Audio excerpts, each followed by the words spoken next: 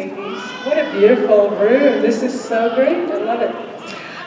Today we are blessed by having Robbie Jobst here with us, and she is a Jesus-loving, award-winning speaker and author known for her humor and love for the Word of God. She has written 2 books, a devotional called Joy Dance and a novel called Cecilia Jackson's Last Chance, and she is selling those today over here at, I think, the 3rd table in from the end there.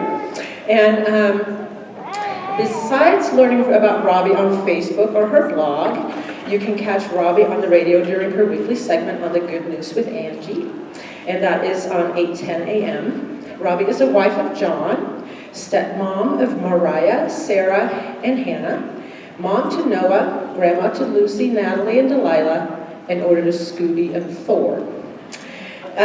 You can sign up for Robbie's free weekly devotions or devotionals by signing the sheet that is either on your table. If you don't have one on your table, it looks like this.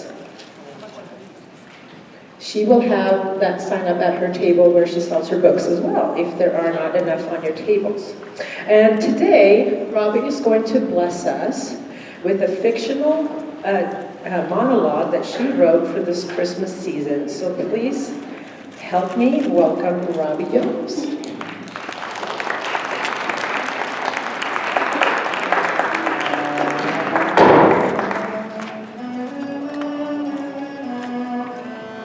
Good morning. My name is Hadassah, and today I'm tired. But I know that after I tell the story that I have to tell you, I will feel young and alive. And what a story it is! Now, to start with, you must know that I'm married to Hiram. Hiram is a good man, but he is stubborn. He is very stubborn. But we have 5 children and 17 grandchildren and 23 great-grandchildren. We have been blessed. It's been a good life. But there was one day, one precious day that was extraordinary. It started that day with Hiram and I arguing. And we were arguing about money, like many couples do. You see, we knew that week we would make a lot of extra money. See, my husband and I run an inn in Bethlehem. And we knew people from all over Judah were going to come and were going to stay with us. So we were arguing, how are we going to spend the extra money? Well, I wanted to do maybe a trip, maybe a new gown, maybe an addition to the kitchen. But not Hiram. Hiram wanted to buy a Harley from David's son.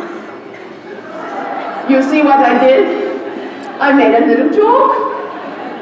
But we argued, but we didn't argue for long because we were so busy. People started coming all day long.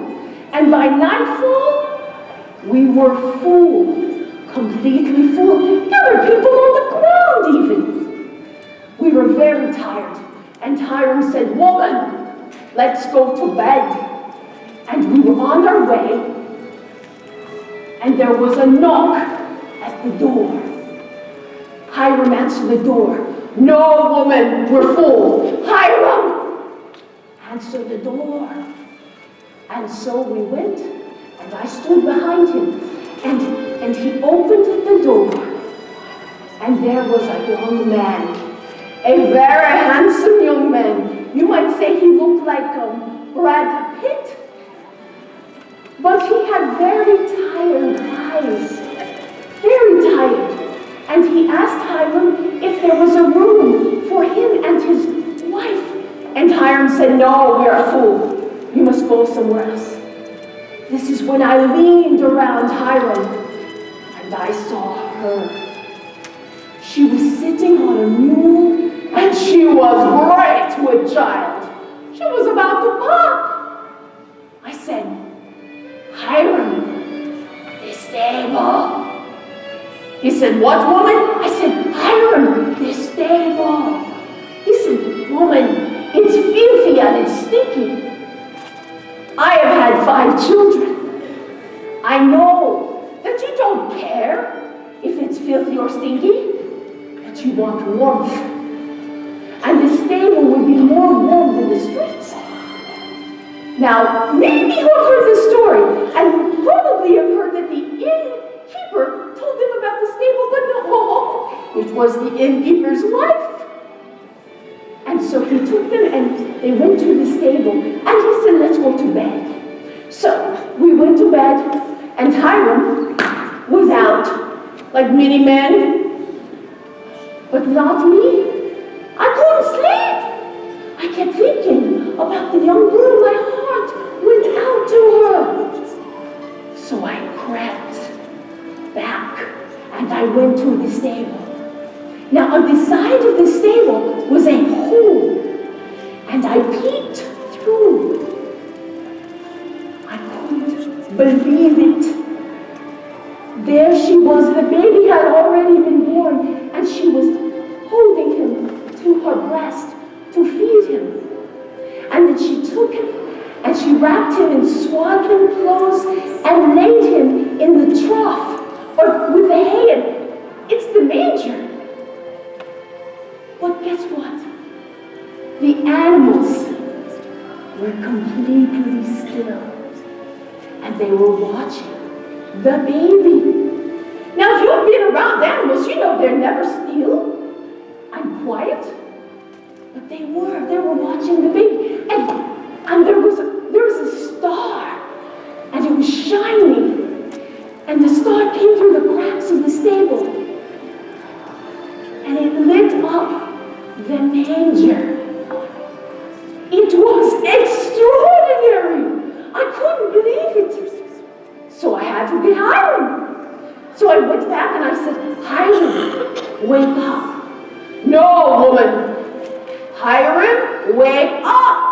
I used my serious voice. If you are married, you know what that means.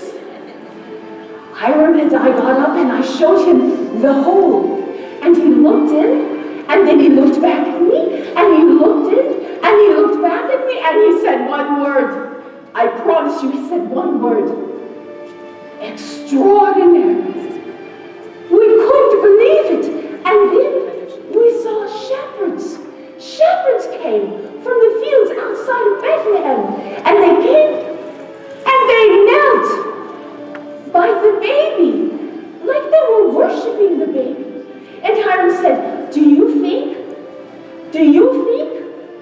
that this could be the Messiah? I said, no, Hiram. The Messiah will come as a king, and he will rule, not as a baby in a stinky stable. But as we watched, we knew God had blessed us with this extraordinary event. Many years later, my son, one of my 5 sons, went to our home, and he said, Mama, Papa, come with me. And we went with our son, and we went on a hillside, and we watched a young man speak. And he taught about God and his kingdom, and he did it with authority and compassion. It was extraordinary. And guess who I saw in the crowd? The woman from the stable. I went to her and I talked to her, and the man on the hill was the same baby in our stable. Extraordinary. And he spoke, and he spoke, and my son said, this is the Messiah. Our entire family, my husband Hiram, me, my 5 children, all our grandchildren, great-grandchildren, we came to believe the way. We said, we will follow the Christ. They said, baby, we will follow the Messiah. And we did. And I have to tell you, it was such a joy. We learned to pray differently.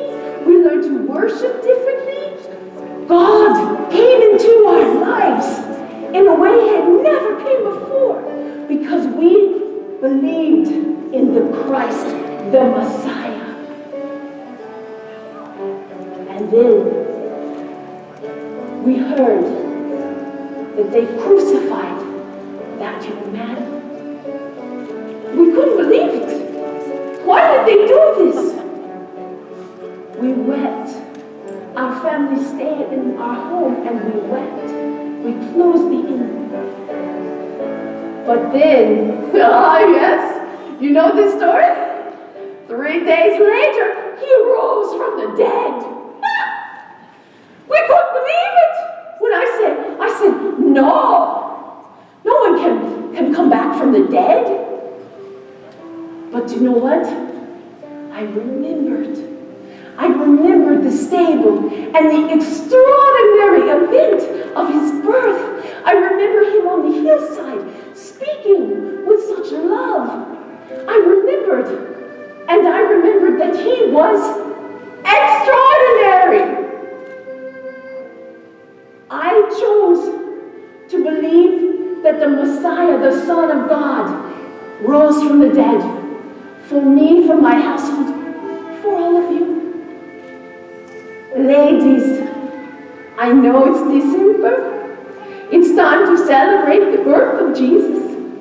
And we do this through incredible teas and shopping and presents and family and food. And that is all wonderful and fine. But it is ordinary. It is ordinary. Today, I plead with you. I ask you, do not make it ordinary. Make your Christmas totally about and centered on that beautiful child in the manger. The beautiful man who taught and who died for you and me. The Son of God who rose from the dead. Ladies,